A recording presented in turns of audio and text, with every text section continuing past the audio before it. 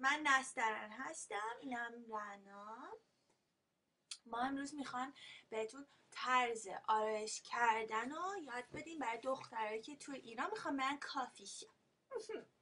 خب بچه ها اول براش مونو برمیداریم و برانزر مونو. درسته؟ خب رنا لطفا این به بچه ها نشون بده. ببینیم توی ایران وقتی که میخوای به کافی شاپ بشینی یعنی در حقیقت داریم که عشق جدیدت رو پیدا بکنی. درسته؟ مثلا من و رنا قشنگ خیلی هپی خوشحال هستیم چون چندین هزار تا عشق جدید پیدا کردیم تو کافی شاپ. برای همین کاری که میخوای بکنی، چون همه جای بدنت پوشیده است، الان بذار رو سرمون بکنیم. اول ما چون بدین صورت رو سرمون حالا سرمون کنیم، حالا مثلا خب موامونم که بیرونه همش چیز میکنیم، برای همین باید یه جور آرایش بکنیم که قشنگ تو چشم بیان. بعد برای اینکه این کار بکنیم لاشمون رو برمیداریم اینجوری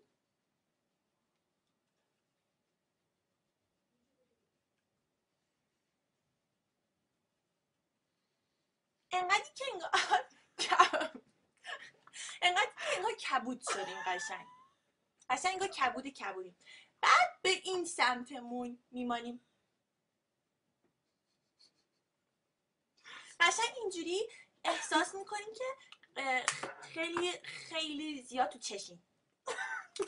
بعد که ما میخوایم ماتیک بزنیم که لبای خوشگلمون معلوم بشه، قشنگ یه جوری با ماتیک بزنیم که اون پسی چیپسه که داره از دونکای بگه به این چی جافیه. ماتیکمون حالا ماتیک من نمیدونم چرا اینجوری شده، ماتیکمون رو به هم میداریم، از اینجا تا پایین میمالیم، انقدر میمالیم که قشنگ لبمون سنگین باشه.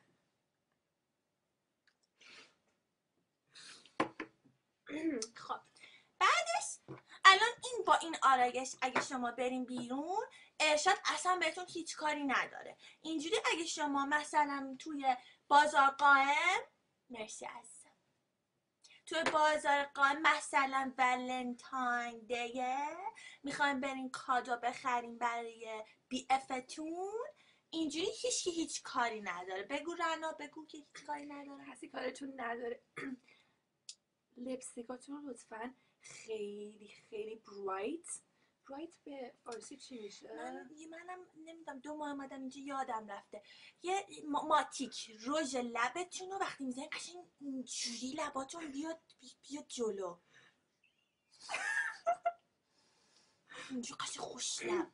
بعد وقتی که میخواین یه چیز بخورین توی کافی شاپ با یه پسی چیپس رفتین بیرون نشستین، زشته که ماتیکتون دور لیوان توی نوشابهتون بمونه. میخواین وقتی بخورین قشنگ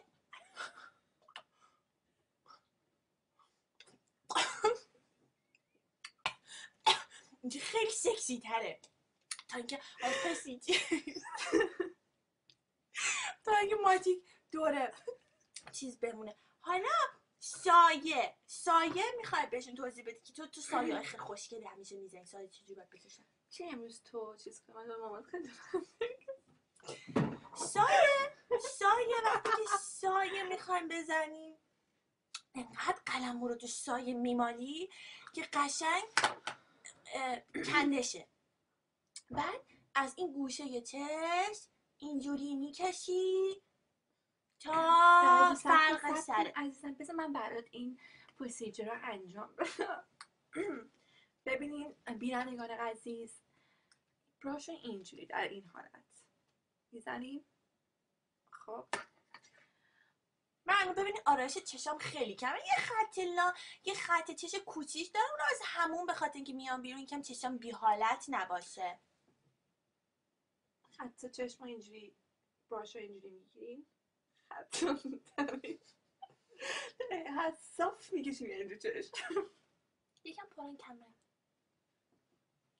شما چندین بار این حرکت رو انجام میدین انقدر که قشنگ رنگ معلوم باشه.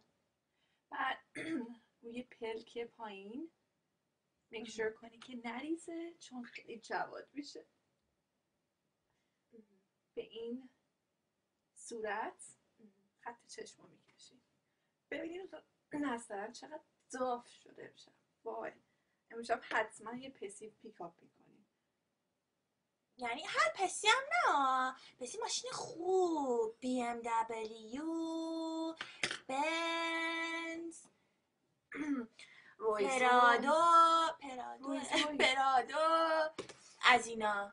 پسی همینجوری الکی پراید و اینا نه. میخوام. آره بعد بهتون قول میدم که شما اگه همینجوری آرایش بکنین حتما یعنی دفعه اول که پسی دیدی، هیچ دفعه دوم، هیچ دفعه سوم حتما ازدواج خواهیم کرد و همینجوریه.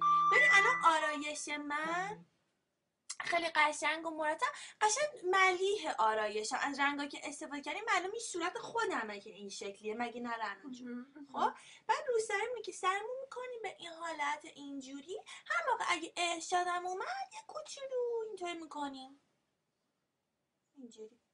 بعد پسی که خوب اومد اینجوری میدیم عقب، ارشاد جلو، پسی خوب عقب. خب برنامه امروزمون بود واسه آرایش. حالا ما در برنامه بعدین طرز آرایش برای نامزدی و عروسی رو بهتون نشون میدیم.